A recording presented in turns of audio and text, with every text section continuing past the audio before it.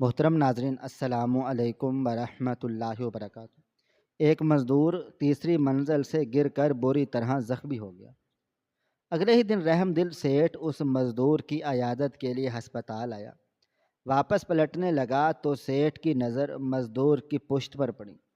جہاں ایک نشان تھا جیسے جلد کسی نے خاص جگہ سے جلا دی ہو۔ سیٹھ کو 15 سال پہلے والا منظر یاد آیا، جب اس نے اینٹ کے ایک ٹکڑے کو چولہے پر رکھ کر خوب گرم کیا اور پھر شہر کے بالکل وسط میں ایک انتہائی عظیم الشان اور بلند و بالا عمارت زیر تعمیر تھی، جس کی بنیادیں زمین کی انتہائی گہرائیوں میں اتری ہوئی تھی اور جس کا وسیع و عریض ڈھانچہ آسمان کی لامحدود وسعتوں کو چھونے کی کوشش کر رہا تھا۔ یہ عمارت شہر کے سب سے مشہور تاجر سیٹھ اعظم کے بے شمار تعمیراتی منصوبوں میں سے ایک شاہکار منصوبہ تھی۔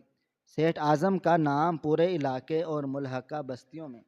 انتہائی عزت، احترام اور رعب کی نگاہ سے دیکھا جاتا تھا، کیونکہ وہ نہ صرف ایک انتہائی کامیاب، دولت مند اور با اثر انسان تھا، بلکہ لوگوں کے درمیان اس کی شہرت ایک انتہائی رحم دل، ہمدرد اور غریب پرور شخص کی تھی، جو اپنے ملازمین اور ماتحت کام کرنے والے تمام بے بس لوگوں کا بے حد خیال رکھتا تھا اور ان کی ہر ممکن مدد کرنے کے لیے ہمہ وقت تیار رہتا تھا۔ اس کی تعمیراتی جگہوں پر سینکڑوں کی تعداد میں مزدور دن رات مسلسل محنت مشقت کرتے تھے اور اپنا قیمتی خون پسینہ بہا کر ان فلک بوس اور شاندار عمارتوں کو کھڑا کرتے تھے۔ انہی سینکڑوں محنتی، جفا کش اور غریب مزدوروں میں سے ایک نوجوان مزدور ساجد بھی شامل تھا، جو پچھلے کچھ عرصے سے سیٹھ اعظم کی اس زیر تعمیر عمارت میں مسلسل کام کر رہا تھا۔ ساجد ایک انتہائی خاموش طب، محنتی، تنہائی پسند اور اپنے کام سے کام رکھنے والا انسان تھا، جس کے چہرے پر ہمیشہ ایک عجیب سی گہری سنجیدگی،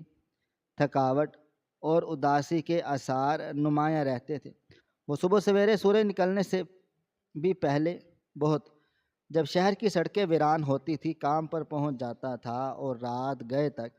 اینٹیں اٹھانے، گارا بنانے، سیمنٹ کی بوریاں لادنے اور بھاری بھرکم لوہے کے سریے ایک جگہ سے دوسری جگہ منتقل کرنے کی کٹھن مشقت میں مصروف رہتا تھا۔ اس کے جسم کے پٹھے مسلسل اور سخت مشقت کی وجہ سے انتہائی مضبوط اور فولادی ہو چکے تھے، لیکن اس کی گہری اور خاموش آنکھوں میں ایک ایسا چھپا ہوا دکھ اور پر اسرار خاموشی موجود تھی، جیسے وہاں کام کرنے والا کوئی بھی دوسرا شخص پڑھنے یا سمجھنے سے یکسر قاصر تھا۔ وہ کسی بھی ساتھی مزدور سے زیادہ بات چیت نہیں کرتا تھا اور بس خاموشی سے سر جھکا کر اپنے حصے کا کٹھن کام کرنے میں پوری طرح مگن رہتا تھا۔ اس دن بھی سورج پوری آب و تاب اور شدت کے ساتھ چمک رہا تھا اور گرمی کی تپش میں ہر گزرتے لمحے کے ساتھ ساتھ مسلسل اضافہ ہو رہا تھا۔ جب تمام مزدور اپنے اپنے کاموں میں پوری طرح مصروف تھے، زیر تعمیر عمارت کے چاروں اطراف لوہے اور لکڑی کے مضبوط پائپوں کا ایک بہت خطرناک اور پیچیدہ جال بچھا ہوا تھا، جس پر انتہائی احتیاط کے ساتھ کھڑے ہو کر مزدور بے پناہ اونچائی پر اپنے فرائض انجام دے رہے تھے۔ ساجد اس وقت عمارت کی تیسری منزل کی بلندی پر موجود تھا اور وہاں بیرونی دیوار کی چنائی کے لیے اینٹوں اور سیمنٹ کا بھاری سامان مسلسل پہنچا رہا تھا۔ دوپہر کا وقت تیزی سے قریب آ رہا تھا اور تپتے ہوئے سورج کی شعاعیں مزدوروں کے جسموں کو جھلسا رہی تھیں۔ ان کے ماتھے سے پسینے کے قطرے ٹپک ٹپک کر زمین کی خشک مٹی میں جذب ہو رہے تھے۔ ساجد نے سیمنٹ اور بجری سے بھرا ہوا ایک انتہائی بھاری تسلا اپنے سر پر اٹھایا اور انتہائی احتیاط کے ساتھ اپنا توازن برقرار رکھتے ہوئے لوہے کے ان پائپوں پر اپنے قدم رکھنے لگا، جو تیسری منزل کے بیرونی حصے میں عارضی طور پر سہارے کے لیے باندھے گئے تھے۔ اچانک اس کے قدموں کے نیچے موجود لکڑی کا ایک چوڑا تختہ، جو بظاہر بہت مضبوط اور محفوظ لگ رہا تھا، کسی نامعلوم اندرونی خرابی اور کمزوری کی وجہ سے اپنی جگہ سے بری طرح کھسک گیا۔ ساجد نے اپنا توازن برقرار رکھنے کی انتہائی مایوس کن اور بھرپور کوشش کی اور اپنے دونوں ہاتھوں کو ہوا میں تیزی سے لہرایا تاکہ وہ کسی مضبوط لوہے کی سلاخ یا پائپ کو پکڑ کر خود کو اس خطرناک اونچائی سے گرنے سے بچا سکے۔ لیکن اس کے سر پر موجود سیمنٹ کے اس بھاری بوجھ نے اسے سنبھلنے کا ذرا بھی موقع فراہم نہیں کیا اور اس کے پیروں کے نیچے سے وہ واحد اور عارضی سہارا مکمل طور پر غائب ہو گیا۔ اس کے سوکھے ہوئے ہونٹوں سے ایک دل دہلا دینے والی اور خوفناک چیخ نکلی جو تعمیراتی جگہ پر چلنے والی بھاری مشینوں کے شور کو چیرتی ہوئی ہر طرف فضا میں پھیل گئی۔ نیچے کام کرنے والے تمام مزدوروں نے انتہائی خوف، دہشت اور گھبراہٹ کے عالم میں یکدم اوپر کی طرف دیکھا اور اگلے ہی لمحے ساجد کا بے بس جسم انتہائی تیزی کے ساتھ ہوا کو چیرتا ہوا تیسری منزل کی خوفناک بلندی سے سیدھا نیچے کی جانب آیا اور ایک انتہائی زوردار اور ہولناک دھماکے کی آواز کے ساتھ زمین پر پڑے ہوئے ریت اور نکیلی بجری کے ایک بہت بڑے ڈھیر پر آ کر گرا۔ گرنے کی شدت اور رفتار اس قدر زیادہ تھی کہ ارد گرد کام کرنے والے تمام لوگوں کے دل کی دھڑکنیں ایک لمحے کے لیے جیسے رک گئیں اور ہر طرف ایک عجیب سی وحشت ناک اور خوفناک خاموشی چھا گئی جو صرف چند سیکنڈ تک ہی برقرار رہی، اور اس کے فوراً بعد وہاں ایک شدید قسم کی افراتفری، بھگ دوڑ اور چیخ و پکار کا طوفان برپا ہو گیا۔ تمام مزدور اپنے ہاتھوں میں پکڑے اوزار اور کام چھوڑ کر دیوانہ وار ساجد کی طرف دوڑے جو زمین پر بالکل بے حس و حرکت اور ساکت پڑا تھا، اور اس کے سر، ماتھے اور جسم کے مختلف حصوں سے بہنے والا سرخ خون تیزی سے ریت کے رنگین کر رہا تھا۔ اس کے خستہ حال کپڑے مٹی اور خون میں پوری طرح لت پت ہو چکے تھے اور اس کی سانسیں انتہائی مدھم اور اکھڑی اکھڑی چل رہی تھیں۔ فوراً ہی ہنگامی بنیادوں پر ایک ایمبولینس کو طلب کیا گیا اور ساجد کو انتہائی احتیاط کے ساتھ اسٹریچر پر ڈال کر اس میں منتقل کیا گیا اور شہر کے سب سے بڑے اور جدید ترین ہسپتال کی طرف روانہ کر دیا گیا، جہاں اسے فوری طور پر ایمرجنسی اور انتہائی نگہداشت کے شعبے میں داخل کر لیا گیا تاکہ اس کی گرتی ہوئی سانسوں کو بحال کیا جا سکے اور اس کے زخمی جسم سے بہنے والے خون کو فوری طور پر روکا جا سکے۔ ہسپتال کا ماحول انتہائی مصروف اور دباؤ والا تھا، جہاں ہر طرف مریضوں کی آہو پکار اور مشینوں کی آوازیں گونج رہی تھیں۔ ایک انتہائی تجربہ کار ڈاکٹر اور پھر ایک پھرتیلی نرس نے فوراً ساجد کو اپنی نگرانی میں لے لیا اور اس کے زخموں کا معائنہ شروع کر دیا۔ ڈاکٹر نے اس کی ٹوٹی ہوئی ہڈیوں کا اندازہ لگایا اور نرس نے تیزی سے اس کے خون کو صاف کرنے کے لیے ابتدائی مرہم پٹی کا آغاز کیا۔ جب یہ دل دہلا دینے والی اور افسوسناک خبر سیٹھ اعظم تک پہنچی، وہ اس وقت اپنے پرتعیش اور شاندار دفتر میں نرم و گداز بستر کرسی پر بیٹھا کچھ انتہائی اہم کاروباری دستاویزات کا جائزہ لینے میں مصروف تھا۔ اس کے چہرے پر فوراً یہ گہری تشویش اور پریشانی کے تاثرات ابھر آئے، کیونکہ وہ اپنے مزدوروں کی فلاح و بہبود کے حوالے سے معاشرے میں بہت حساس مانا جاتا تھا، اور وہ کبھی نہیں چاہتا تھا کہ اس کی کسی بھی تعمیراتی جگہ پر کوئی ایسا جان لیوا حادثہ پیش آئے جس سے اس کی بنائی گئی نیک نامی اور اس کی کمپنی کی ساکھ پر کوئی برا اثر پڑے۔ اس نے فوراً اپنے تمام ضروری کاموں کو منسوخ کیا اور اپنے ذاتی محافظوں اور ڈرائیور کو فوراً گاڑی نکالنے کا سخت حکم دیا تاکہ وہ خود جا کر اس زخمی مزدور کی عیادت کر سکے اور ہسپتال کے عملے کو اس بات کا سختی سے پابند کر سکے کہ اس غریب مزدور کے علاج معالجے میں کسی بھی قسم کی کوئی کسر نہ چھوڑی جائے اور تمام تر بھاری اخراجات اس کی کمپنی برداشت کر لے گی۔ اگلے ہی دن صبح سویرے سیٹھ اعظم اپنی چمکدار اور شاندار گاڑی میں سوار ہو کر ہسپتال کے لیے روانہ ہوا۔ ہسپتال کا وہ مخصوص ماحول اس کی روزمرہ کی پرتعیش اور آرام دہ زندگی سے بالکل مختلف اور انتہائی دباؤ والا تھا، جہاں ہر طرف درد اور تکلیف میں مبتلا لوگ موجود تھے، اور فضا میں دوائیوں اور جراثیم کش ادویات کی ایک مخصوص اور تیز بو ہر طرف پھیلی ہوئی تھی۔ سیٹھ اعظم اپنے مخصوص متکبرانہ اور باوقار انداز میں چلتا ہوا ہسپتال کے اس وارڈ کی طرف بڑھا جہاں ساجد کو سخت نگرانی میں رکھا گیا تھا۔ اس کے آنے کی خبر سن کر ہسپتال کے تمام بڑے عہدیدار، ڈاکٹر اور عملے کے لوگ بھی انتہائی مستعد ہو گئے، اور وہ سیٹھ اعظم کو ساجد کی موجودہ حالت کے بارے میں تفصیلی بریفنگ دینے کے لیے پہلے سے تیار کھڑے تھے۔ سینئر ڈاکٹر نے انتہائی ادب کے ساتھ سیٹھ اعظم کو بتایا کہ ساجد کی حالت اب کسی حد تک خطرے سے باہر ہے، لیکن تیسری منزل سے گرنے کی وجہ سے اس کی پسلیوں اور ٹانگ کی ہڈیوں کو شدید نقصان پہنچا ہے، اور اس کے جسم پر گہرے زخم آئے ہیں جنہیں مکمل طور پر بھرنے اور صحت یاب ہونے میں کافی لمبا وقت لگے گا۔ سیٹھ اعظم نے انتہائی ہمدردی اور دکھ بھرے لہجے میں ڈاکٹر اور وہاں موجود نرس کو سخت ہدایت کی کہ ساجد کو بہترین سے بہترین طبی سہولیات اور ادویات فراہم کی جائیں، اور اسے اس تکلیف دہ وقت میں کسی بھی قسم کی کوئی پریشانی نہیں ہونی چاہیے۔ اس کے بعد سیٹھ اعظم نے خود ساجد کو قریب سے دیکھنے کی خواہش ظاہر کی، اور آہستہ قدموں سے چلتا ہوا اس سفید بستر کے قریب جا پہنچا جہاں ساجد غنودگی کے عالم میں بالکل بے سدھ لیٹا ہوا تھا۔ ساجد کا چہرہ گہرے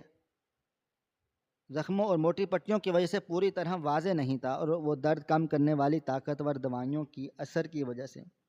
گہری اور طویل نیند میں کھویا ہوا تھا۔ سیٹھ اعظم نے چند لمحے انتہائی خاموشی اور بظاہر افسوس کے ساتھ اس زخمی اور بے بس مزدور کو دیکھا جو کل تک اس کی اونچی عمارت کھڑی کرنے کے لیے اپنا خون پسینہ ایک کر رہا تھا، اور آج بے جان لاش کی طرح اس طرح سفید بستر پر پڑا تھا۔ سیٹھ اعظم کے دل میں یہ اطمینان پیدا ہوا کہ اس نے اپنا اخلاقی فرض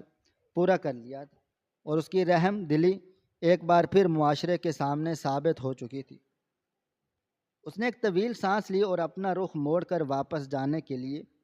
مڑنے ہی لگا تھا کہ عین اسی وقت ہسپتال کا ایک مرد تیمارداری کے لیے جو ساجد کی دیکھ بھال پر مامور تھا، اس کے زخموں کی باقاعدہ صفائی کرنے اور اس کی خون آلود پٹیاں تبدیل کرنے کے لیے بستر کے بالکل قریب آیا۔ تیماردار نے انتہائی نرمی سے ساجد کے بے جان جسم کو ایک کروٹ پر مروڑا تاکہ اس کی پشت پر موجود رگڑ اور گہرے چوٹ کے نشانات کو جراثیم کش دوا لگا کر اچھی طرح صاف کیا جا سکے۔ جیسے ہی ساجد کا رخ کروٹ کی صورت میں تبدیل ہوا اور اس کی پشت کی طرف سے ہسپتال کا مخصوص لباس تھوڑا سا نیچے کی طرف کھسکا، سیٹھ اعظم کی نظر تیز اچانک ساجد کے کمر کے بالکل نچلے حصے پر پڑی، جہاں کندھے سے ذرا نیچے ایک انتہائی نمایاں گہرا اور بدنما سا داغ موجود تھا۔ یہ نشان کسی عام چوٹ، رگڑ یا کسی کے گرنے کا حادثاتی بالکل بھی نہیں تھا، بلکہ یہ ایک ایسا نشان تھا جسے انسانی نرم و نازک جلد کو کسی انتہائی گرم اور خاص شکل والی چیز سے بے دردی کے ساتھ جلا دیا گیا ہو، اور وقت کا ایک طویل عرصہ گزرنے کے باوجود اس جلنے کا نشان جلد میں انتہائی گہرائی تک پیوست ہو کر ہمیشہ کے لیے نقش ہو گیا ہو۔ سیٹھ اعظم کے وہ قدم جو واپس جانے کے لیے اٹھ چکے تھے وہیں زمین پر جیسے کسی نے لوہے کے کیلوں سے گاڑ دیے ہوں۔ اس کی آنکھیں حیرت اور ایک ناقابل بیان صدمے سے پوری طرح پھیل گئیں، اور اس کی معمول کی سانسیں اچانک اس کے گلے میں بری طرح اٹکنے لگیں۔ اس جلے ہوئے نشان کی مخصوص مستطیل شکل اور اس کے کناروں کی عجیب سی بناوٹ دیکھ کر سیٹھ اعظم کے دل و دماغ میں جیسے ایک انتہائی زوردار اور لرزہ خیز دھماکہ ہوا، اور اس کا سارا مضبوط وجود ایک انجانے خوف اور پرانی دہشت سے پوری طرح کانپنے لگا۔ اس نشان کو پہچانتا تھا اور بہت اچھی طرح سے پہچانتا تھا۔ یہ نشان اس کے لیے محض کوئی معمولی داغ نہیں تھا، بلکہ یہ ایک ایسی سلگتی ہوئی چنگاری تھی جس نے اس کے ذہن کے تاریک ترین گوشوں میں دفن ایک انتہائی بھیانک، دردناک اور ظالمانہ واقعے کو پوری شدت کے ساتھ زندہ کر دیا تھا۔ ہسپتال کا وہ شور و غل، ادویات کی بو اور ارد گرد کھڑے ڈاکٹر اور نرس اچانک سیٹھ اعظم کے ذہن سے مکمل طور پر محو ہو گئے۔ اس کی آنکھوں کے سامنے 15 سال پہلے کا وہ ہولناک اور تاریک منظر کسی چلتی ہوئی فلم کی طرح گردش کرنے لگا، جب اس کا خون غصے سے بری طرح کھور رہا تھا اور وہ انتقام اور تکبر کی آگ میں پوری طرح اندھا ہو چکا تھا۔ اسے یاد آیا وہ منحوس دن جب اس کی پرانی حویلی کے کشادہ باورچی خانے میں ایک انتہائی خوفناک خاموشی چھائی ہوئی تھی، اور اس نے اپنے ہی ہاتھوں سے مٹی کی ایک سخت اور بھاری اینٹ کو گیس کے چولہے پر رکھا تھا۔ وہ اینٹ چولہے کے تیز نیلے شعلوں پر اس قدر دیر تک رکھی رہی تھی کہ اس کا رنگ سرخ اور سیاہ ہو چکا تھا، اور اس میں سے تپش کی شدید اور جھلسا دینے والی لہریں اٹھ رہی تھیں۔ سیٹھ اعظم کو محسوس ہوا جیسے وہ آج 15 سال کا طویل عرصہ گزرنے کے بعد بھی اس گرم اور دہتی ہوئی اینٹ کی تپش کو اپنے کانپتے ہوئے ہاتھوں میں محسوس کر رہا ہے۔ کانوں میں اس معصوم کی وہ دل دہلا دینے والی اور دردناک چیخیں دوبارہ گونجنے لگی ہیں، جب اس نے انتہائی بے دردی اور صفاقی کے ساتھ اس سلگتی ہوئی اور آگ کی طرح دہکتی ہوئی اینٹ جو چولہے سے اٹھا کر بغیر کسی رحم دلی کے ایک کمزور انسانی جسم پر رکھ دیا تھا۔ ہسپتال کے اس انتہائی پرسکون اور خاموش کمرے میں جہاں ہر طرف جراثیم کش ادویات کی ایک مخصوص اور تیز بو پھیلی ہوئی تھی، سیٹھ اعظم کا باوقار اور مضبوط جسم ایک سوکھے ہوئے پتے کی طرح بری طرح سے کانپ رہا تھا۔ بستر پر بے سدھ لیٹے ہوئے اس غریب مزدور کی پشت پر موجود وہ جلا ہوا بھیانک نشان دیکھ کر سیٹھ اعظم کی آنکھوں کے سامنے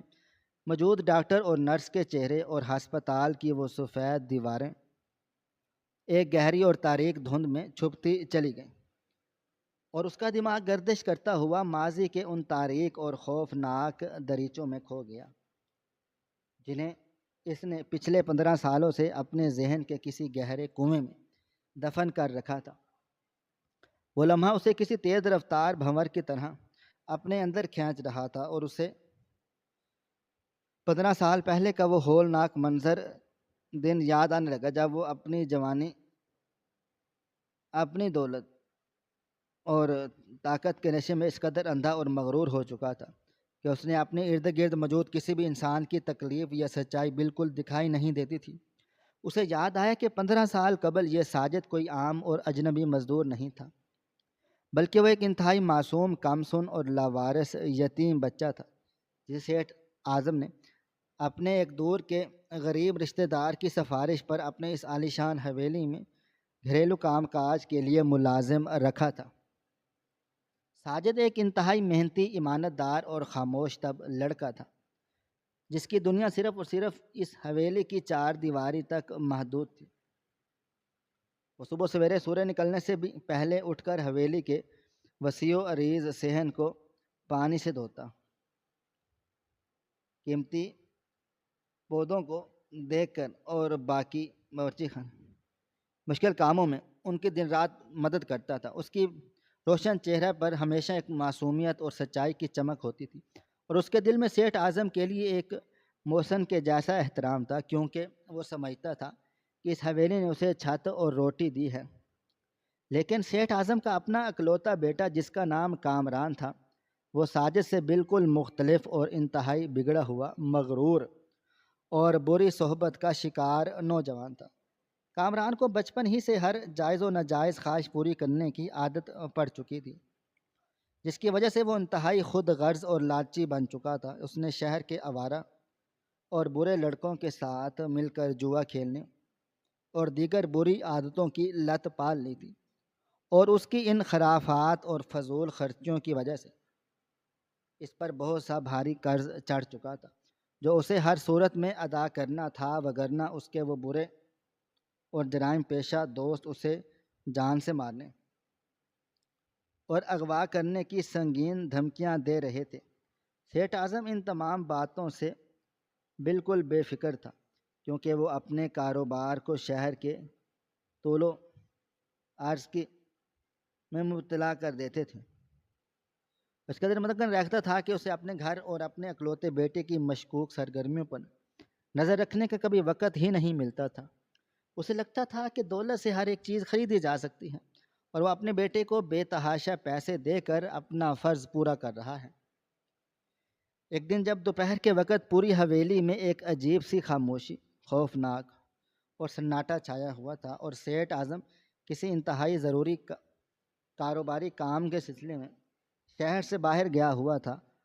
اور تمام ملازم اپنے اپنے کمروں میں دوپہر کا آرام کر رہے تھے، کامران کو یہ سنہری موقع مل گیا کہ وہ اپنے باپ کے اس مخصوص اور خفیہ کمرے میں داخل ہو سکے جہاں وہ اپنی بھاری نقدی اور قیمتی سونے کے زیورات ایک بڑی اور انتہائی مضبوط لوہے کی تجوری میں رکھتا تھا۔ کامران انتہائی دبے قدموں اور چوری کی طرح ادھر ادھر دیکھتے ہوئے اس کمرے میں داخل ہوا۔ اس کا دل خوف اور لالچ سے تیزی سے دھڑک رہا تھا، اور اس کے ماتھے پر پسینے کے موٹے موٹے قطرے چمک رہے تھے۔ اس نے انتہائی ہوشیاری سے اپنے باپ کی الماری کے خفیہ خانے میں چھپی ہوئی تجوری کی چابی نکالی اور کانپتے ہوئے ہاتھوں سے اس تجوری کا بھاری دروازہ کھول دیا۔ تجوری کے اندر ہزاروں کے نوٹوں کی موٹی موٹی گڈیاں اور چمکتے ہوئے سونے کے زیورات رکھے ہوئے تھے۔ کامران کی آنکھوں میں حرص اور لالچ کی ایک عجیب سی چمک ابھر آئی۔ اس نے جلد ہی وہ نوٹوں کی گڈیاں نکال کر اپنے کپڑوں میں چھپانا شروع کر دی۔ عین اسی وقت ساجد، جو پورے گھر کی صفائی ذمہ داری نبھا رہا تھا،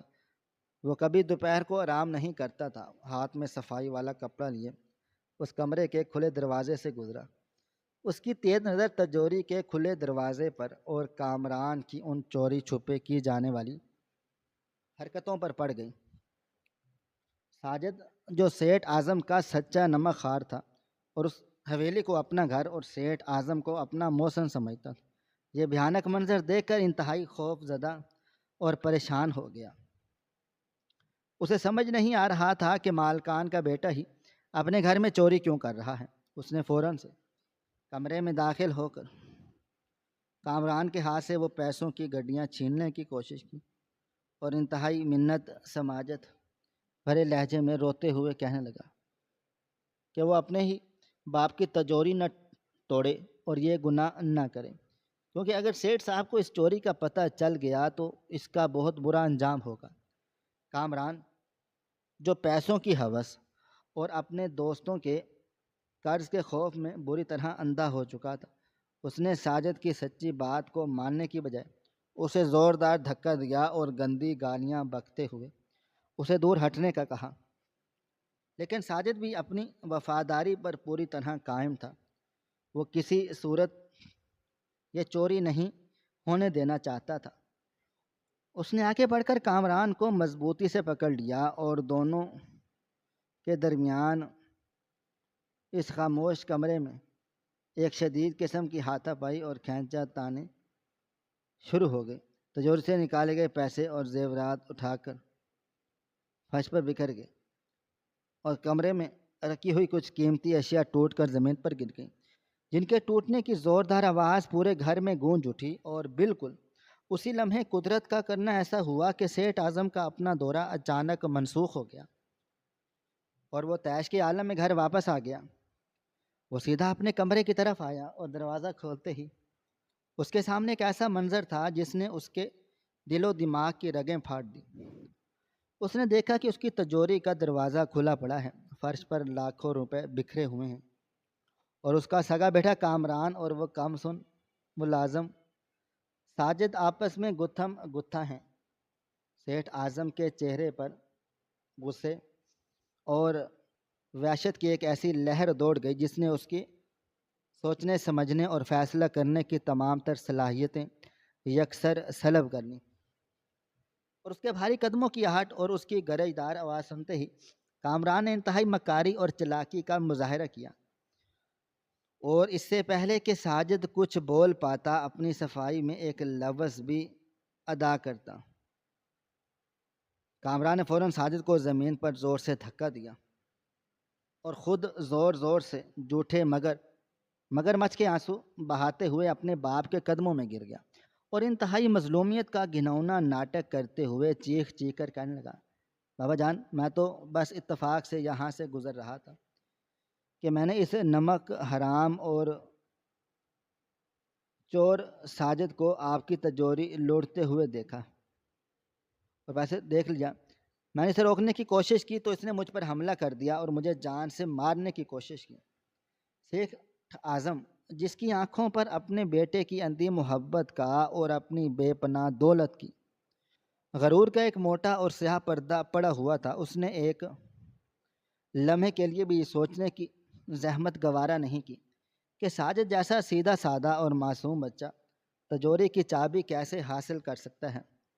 یا اس میں اتنی جرت کیسے آ سکتی ہے۔ اس نے ساجد کی روتی ہوئی اور بلکتی ہوئی آوازوں کو یکسر نظر انداز کر دیا، جو بار بار اللہ تعالیٰ کا واسطہ دے کر کہہ رہا تھا کہ اس نے چوری نہیں کی، بلکہ وہ تو مالکان کے پیسے بچانے کی کوشش کر رہا تھا۔ سیٹھ اعظم کا خون اس قدر کھول رہا تھا کہ آگے بڑھ کر ساجد کے بکھرے ہوئے بالوں کو انتہائی بے دردی سے پکڑا اور اسے زمین پر گھسیٹتا ہوا حویلی کے اس بڑے اور پرانے باورچی خانے کی طرف لے گیا، جہاں ہر وقت ایک تیز آگ جلتی رہتی تھی۔ ساجد چیخ رہا تھا اور رو رہا تھا اور مسلسل منتیں کر رہا تھا، لیکن وہاں موجود کسی بھی شخص یا ملازم کی اتنی ہمت نہیں تھی کہ وہ سیٹھ اعظم کے سامنے بول سکے یا اس معصوم بچے پر رحم کھا سکے۔ سیٹھ اعظم نے اپنے دوسرے ملازموں کو سخت حکم دیا کہ وہ ساجد کو مضبوطی سے پکڑ کر فرش پر لٹا دے، اور پھر اس نے خود اپنے کانپتے ہوئے مگر ظالم ہاتھوں سے مٹی کی ایک سخت اور بھاری اینٹ کو اس جلتے ہوئے چولہے پر رکھ دیا، اور اس وقت تک اس اینٹ کو گرم کیا جب تک وہ آگ کی طرح دہکنے اور سرخ نہیں ہونے لگی،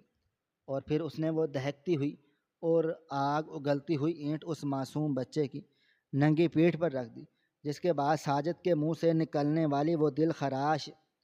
اور خوفناک چیخ پورے محلے میں گونجی تھی۔ اس کی کچی اور معصوم جلد جلنے کے ناقابل برداشت بو جو پورے باورچی خانے میں پھیل گئی تھی، اور وہ درد کی شدت سے تڑپتا ہوا بے ہوش ہو کر زمین پر گر پڑا تھا۔ سیٹھ اعظم کی درندگی یہیں ختم نہیں ہوئی، اس نے اسی اذیت ناک حالت میں اسے گھر سے دھکے مار کر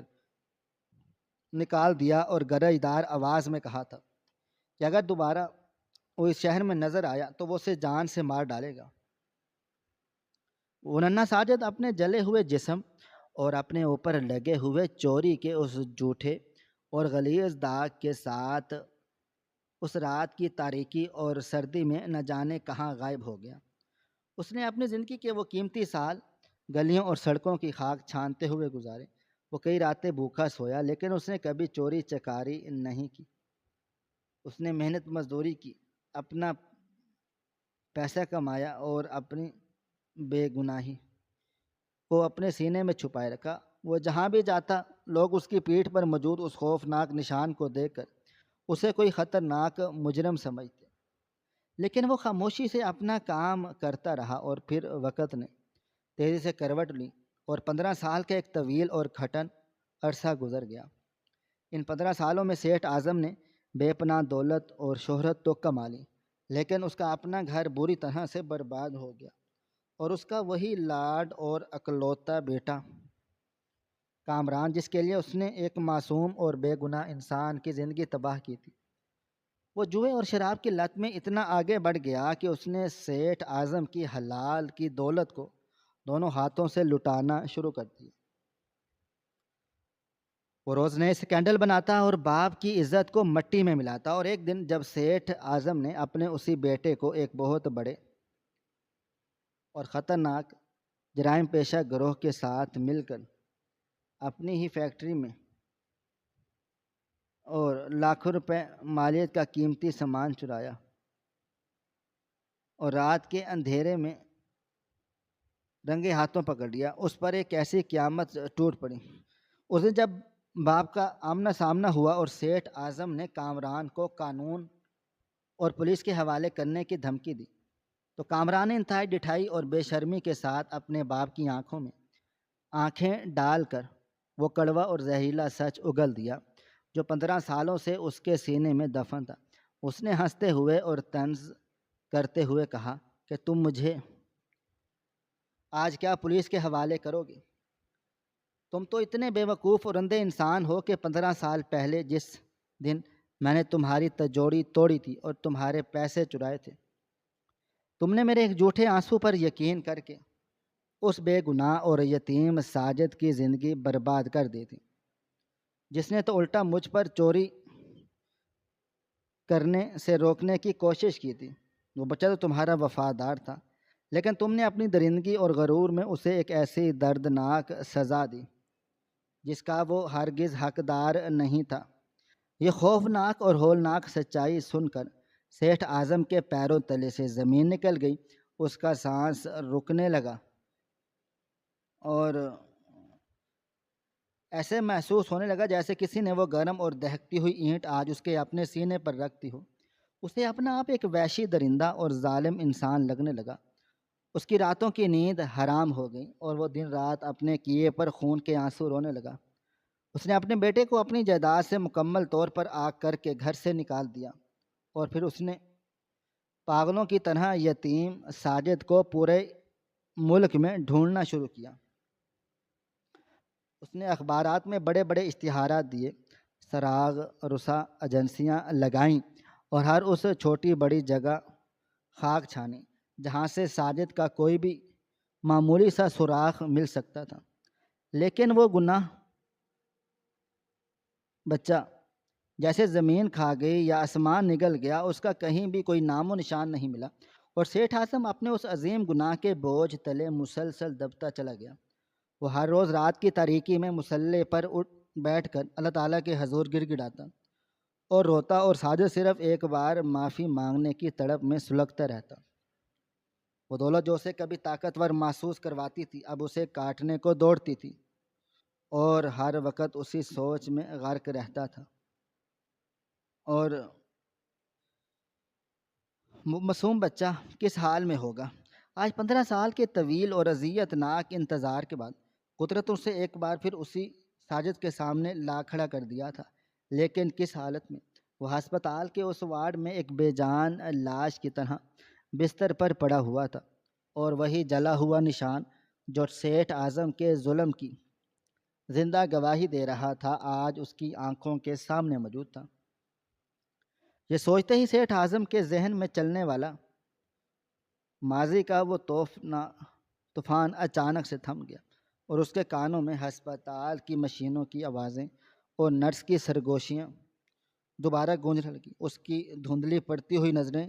دوبارہ صاف ہوئیں، اور وہ ماضی کے اس خوفناک اور دردناک عذاب سے نکل کر دوبارہ حال کی اس تلخ حقیقت میں واپس آ گیا۔ ہسپتال کے اس خاموش اور ادویات کی تیز بو سے بھرے ہوئے وسیع کمرے کا منظر اس کے لیے مکمل طور پر بدل چکا تھا۔ اس کے کانوں میں اب ماضی کی وہ چیخیں نہیں، بلکہ ہسپتال کی ان مشینوں کی مخصوص اور دل دہلا دینے والی آوازیں گونج رہی تھیں جو بستر پر بے سدھ پڑے ہوئے اس غریب اور لاچار مزدور کی مدھم سانسوں کا حساب رکھ رہی تھی۔ سیٹھ اعظم کا وہ باوقار اور ہمیشہ تن کر چلنے والا مضبوط جسم جو پورے شہر میں اپنی طاقت اور امارت کے لیے مشہور تھا، اب ایک خزاں رسیدہ درخت کے سوکھے اور کمزور پتے کی طرح بری طرح کانپ رہا تھا، اور اس کی آنکھوں سے جو پچھلے 15 سالوں سے ایک عجیب سے تکبر اور غرور کی علامت بنی ہوئی تھی، اب آنسوؤں کا ایک ایسا نہ رکنے والا سیلاب بہہ نکلا تھا جس نے اس کے چہرے کی تمام تر رونق اور سختی کو ایک ہی لمحے میں دھو ڈالا تھا۔ وہ شخص جس کے سامنے شہر کے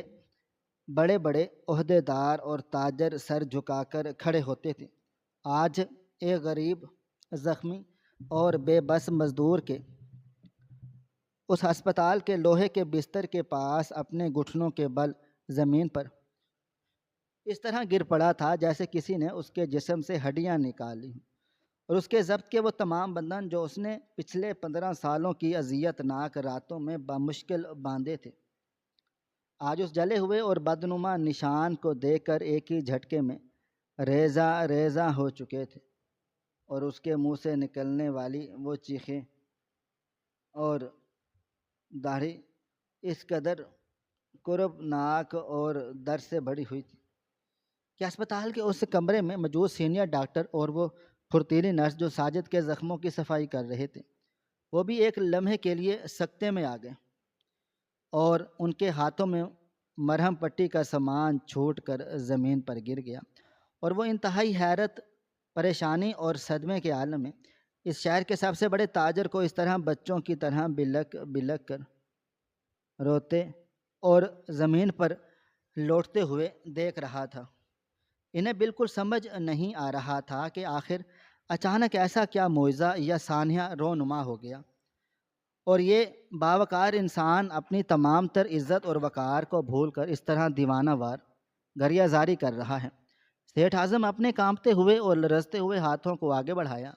اور بستر پر بے جان بے ہوش پڑے ہوئے ساجد کو ان کے مٹی اور خون سے لت پت قدموں کو انتہائی عقیدت اور محبت کے ساتھ اپنے ہاتھوں میں تھام لیا، اور ان زخمی قدموں پر اپنا سر رکھ کر پھوٹ پھوٹ کر رونے لگا۔ اس کی آواز میں ایک ایسی دردناک سسکی اور گہری چبھن تھی جو کسی بھی پتھر دل انسان کو پگھلانے کے لیے کافی تھی۔ وہ روتے ہوئے اور ہچکیاں لیتے ہوئے مسلسل بول رہا تھا کہ میرے بچے، مجھے معاف کر دے، میں تیرا سب سے بڑا مجرم ہوں۔ میں وہ بدبخت اور اندھا انسان ہوں جس نے تیری سچائی اور وفاداری کا صلہ تجھے اس دہکتی ہوئی آگ سے دیا۔ میں نے تجھے پہچانے بغیر تجھ پر وہ لرزہ خیز اور بھیانک ظلم کیا تھا جس کی معافی مجھے اس دنیا میں نہیں مل سکتی، تو کیا مرنے کے بعد بھی کبھی نہیں ملے گی؟ میں پچھلے 15 سالوں سے پاگلوں اور دیوانوں کی طرح تجھے اس پورے ملک کی خاک چھان کر ڈھونڈ رہا تھا، تاکہ تیرے ان قدموں میں گر کر اپنی اس بیکار جان کو تیرے قدموں پر نچھاور کر سکوں اور اپنے اس سیاہ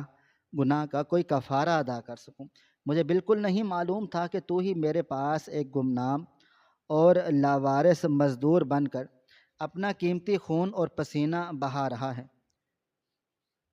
میری وہ تمام فلک بوس اور شاندار عمارتیں جن پر میں ہمیشہ غرور اور تکبر کرتا رہا ہوں، وہ سب دراصل تیرے ہی خون اور محنت سے بنی ہیں۔ میری ساری کی ساری دولت اور جائیداد تیری ان ٹھوکروں کے برابر بھی نہیں جو تو نے میرے اس ایک ظالمانہ فیصلے اور ظلم کی وجہ سے پچھلے 15 سالوں میں در در کی خاک چھانتے ہوئے کھائی ہیں۔ سیٹھ اعظم کی یہ چیخ و پکار اور دل دہلا دینے والی اور روح کو چیر دینے والی گریہ زاری سن کر ہسپتال کا وہ پورا کمرہ، جسے ایک عجیب سے سوگ اور افسردگی میں ڈوب گیا، وہاں کھڑے ڈاکٹر اور نرس کی آنکھوں میں بے اختیار آنسو آ گئے، کیونکہ کوئی بھی باشعور انسان یہ تصور بھی نہیں کر سکتا تھا کہ شہر کا سب سے بڑا اور طاقتور سیٹھ ایک معمولی غریب اور لاوارث مزدور کے پیروں میں گر کر اس طرح سر عام اور بے ساختہ معافی مانگ رہا ہے، اور اپنے 15 سالہ پرانے ایک ایسے گناہ کا اعتراف کر رہا ہے جس نے اس کی روح کو اندر سے مکمل طور پر کھوکھلا اور چھلنی کر دیا تھا۔ ہسپتال کے اس کمرے کی فضا میں ایک ایسا بھاری پن اور دکھ چھا گیا جسے الفاظ میں بیان کرنا ناممکن تھا۔ ادویات کے اس تیز اور طاقتور اور ارد گرد ہونے والے اس شدید شور اور رونے دھونے کی آوازوں کی وجہ سے ساجد کے اس بے جان اور زخمی وجود میں اچانک ایک ہلکی سی جنبش اور حرکت پیدا ہوئی۔ اس کی وہ بند پلکیں جو درد کی وجہ سے آپس میں جڑی ہوئی تھی، آہستہ آہستہ اور انتہائی تکلیف کے ساتھ کانپنے لگیں، اور اس نے انتہائی اذیت، نکاہت اور کمزوری کے ساتھ اپنی سوجی ہوئی اور سرخ آنکھیں آہستہ آہستہ کھول دیں۔ تیسری منزل کی اس خوفناک بلندی سے گرنے کی وجہ سے اس کے جسم کی پسلیاں اور ہڈیاں بری طرح ٹوٹ چکی تھی اور اس کے سر میں ایک شدید قسم کا درد اور چکر محسوس ہو رہا تھا۔ اس کی دھندلی اور کمزور نگاہوں نے جب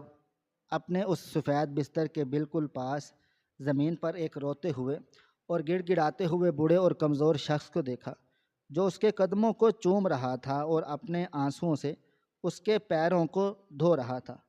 تو ساجد کے ذہن میں بھی 15 سال پرانی وہ تمام بھیانک اور دردناک یادیں ایک لمحے میں تازہ ہو گئیں۔ جب اسی شخص نے اسے بالوں سے پکڑ کر گھسیٹا تھا اور اس کی ننگی پیٹھ پر وہ آگ الگتی اور دہکتی ہوئی سرخ اینٹ رکھ دی تھی جس نے اس کی زندگی کو ہمیشہ کے لیے ایک جہنم بنا دیا تھا، لیکن حیرت انگیز طور پر ساجد کے اس صاف اور شفاف دل میں انتقام، غصے یا نفرت کی کوئی بھی آگ یا چنگاری بالکل بھی موجود نہیں تھی، بلکہ اس کے چہرے پر ایک عجیب سا روحانی سکون اور طمانینت پھیلی ہوئی تھی جو اس نے انتہائی مشکل اور قرب کے ساتھ اپنے سوکھے ہوئے اور کپ کپاتے ہوئے ہونٹوں کو تھوڑا سا کھولا اور ایک انتہائی مدھم ٹوٹی ہوئی مگر انتہائی پرسکون اور واضح آواز میں بولا، سیٹھ صاحب، آپ اس طرح زمین پر گر کر مت روئیں، میں نے تو آپ کو اسی دن معاف کر دیا تھا جس دن آپ نے مجھے اپنے گھر سے دھکے مار کر نکالا تھا، کیونکہ اگر میں آپ کے اس گرم اور جلتے ہوئے اینٹ کے داغ کو اپنے سینے میں انتقام اور نفرت بنا کر رکھتا تو میں کبھی بھی اس دنیا میں سکون کی سانس نہیں لے سکتا تھا، لے پاتا، اور نہ ہی میں کبھی جی پاتا۔ میں تو بس اپنی محنت اور ایمانداری کی حلال روٹی روزی کمانے کے لیے آپ کی اس عمارت پر آیا تھا، مجھے بالکل بھی نہیں معلوم تھا کہ یہ زیر تعمیر عمارت آپ کی ہے، اور رہی بات اس جلے ہوئے نشان کی، تو یہ داغ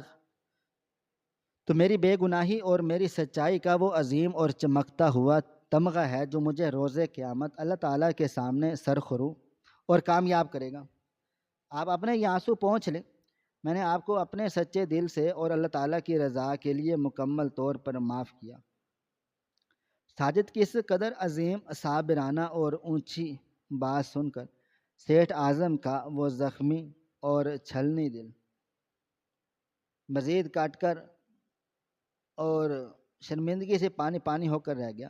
وہ ساجد کے سینے پر اپنا سر رکھ کر اور بھی زیادہ زور زور سے اور دھاڑے مار مار کر رونے لگا۔ اسے محسوس ہو رہا تھا جیسے ساجد کی یہ معافی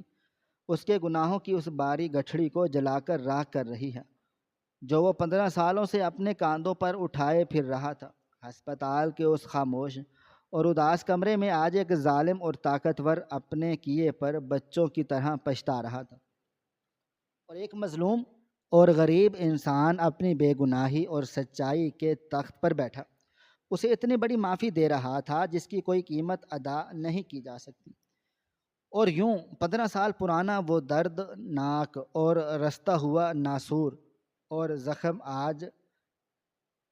سچائی، ندامت اور معافی کے ان سچے آنسوؤں سے ہمیشہ کے لیے دھل گیا تھا۔ سیٹھ اعظم نے اسی وقت روتے ہوئے یہ فیصلہ کیا کہ وہ اپنی تمام تر بے پناہ دولت اور جائیداد جو اس نے غرور اور لالچ میں کمائی تھی، وہ سب کی سب ان غریب، یتیم اور بے سہارا بچوں اور مزدوروں کی فلاح و بہبود اور ان کے علاج معالجے کے لیے وقف کر دے گا، اور ساجدہ کو اپنا وہ بیٹا اور وارث بنائے گا جس نے اسے زندگی کی سب سے بڑی اور کڑی بھی حقیقت سکھائی تھی۔ ساجد جو اب ہسپتال کے بستر پر مسکرا رہا تھا، اس کی آنکھوں میں ایک ایسا نور اور چمک تھی جو کسی بھی دنیاوی دولت سے نہیں خریدی جا سکتی تھی، اور سیٹھ اعظم جو اب تک اندھیروں میں بھٹک رہا تھا آج ساجد کے ان قدموں میں گر کر اپنی زندگی کی اصل روشنی اور اپنی روح کی سچی اور کھوئی ہوئی منزل پا چکا تھا جس نے اس کی باقی ماندہ زندگی کی کوئی ایک نئی اور سچی سمت عطا کر دی تھی، اور ہسپتال کا وہ کمرہ جو کچھ دیر پہلے موت اور تکلیف کی علامت بنا ہوا تھا اب ایک نئی زندگی، معافی اور انسانیت کی سب سے بڑی اور سچی فتح کا ایک خاموش اور عظیم گواہ بن چکا تھا جس کی مثال شاید اس پورے شہر کی تاریخ میں دوبارہ کبھی نہیں مل سکتی۔ سچائی اور بے گناہی کبھی چھپ نہیں سکتی، اور ظلم چاہے کتنا ہی طاقتور کیوں نہ ہو، ایک نہ ایک دن اسے اپنے کیے کا حساب دینا پڑتا ہے۔ سیٹھ اعظم کی کہانی ہمیں یہ بتاتی ہے کہ انسان جب دولت اور طاقت کے غرور میں اندھا ہو جاتا ہے تو وہ اپنے ارد گرد موجود سچ اور جھوٹ کی پہچان مکمل طور پر کھو دیتا ہے، جس کی وجہ سے وہ بے گناہ لوگوں پر ظلم کر بیٹھتا ہے۔ لیکن قدرت کا قانون بہت سخت اور بے رحم ہے، جو بویا جاتا ہے وہی کاٹنا پڑتا ہے۔ سیٹھ اعظم نے اپنے سگے بیٹے کی اندھی محبت اور تکبر میں ایک معصوم اور یتیم بچے پر جو وحشت ناک ظلم کیا تھا، اسی ظلم نے اس کی زندگی کا سکون تباہ و برباد کر دیا، اور اس کا اپنا ہی بیٹا اس کی بربادی کا سبب بن گیا۔ اس کے برعکس ساجد کا کردار ہمیشہ ہمیں صبر، برداشت اور معاف کرنے کی عظیم طاقت کا درس دیتا ہے۔ ساجد نے اپنے اوپر ہونے والے اس بھیانک ظلم کے باوجود اپنے دل میں انتقام یا نفرت کی آگ کو نہیں بھڑکایا، بلکہ اس نے اپنی پوری محنت اور ایمانداری کا راستہ چنا اور اپنا معاملہ اللہ کے سپرد کر دیا۔ معاف کر دینا دنیا کا سب سے مشکل لیکن سب سے خوبصورت عمل ہے، جس نے ساجد کو نہ صرف روحانی سکون عطا کیا بلکہ ظالم کو بھی اس کے قدموں میں جھکنے پر مجبور کر دیا۔ دولت انسان کو کبھی حقیقی خوشی یا سکون نہیں دے سکتی۔ سچا مسلم سکون صرف انصاف، ہمدردی اور دوسروں کو معاف کر دینے میں پوشیدہ ہے۔ انسان کو کبھی اپنی طاقت پر غرور نہیں کرنا چاہیے، کیونکہ انسانی تکبر کا انجام ہمیشہ ذلت اور پچھتاوا ہی ہوتا ہے۔ ناظرین، آپ کو ہماری آج کی کہانی کیسی لگی؟ کومنٹ باکس میں اپنی رائے کا اظہار ضرور کریں۔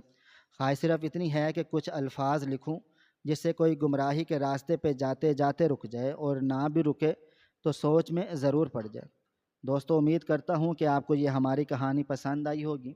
کہانی پسند آئی ہو تو ویڈیو کو لائک کریں، کومنٹس کریں، شیئر کرنا بالکل نہ بھولیں۔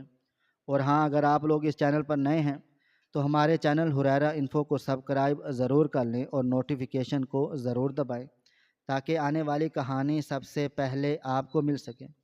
ملتے ہیں کل ایک نئی اور دلچسپ کہانی کے ساتھ، تب تک اپنا ڈھیر سارا خیال رکھیے گا۔ اللہ حافظ۔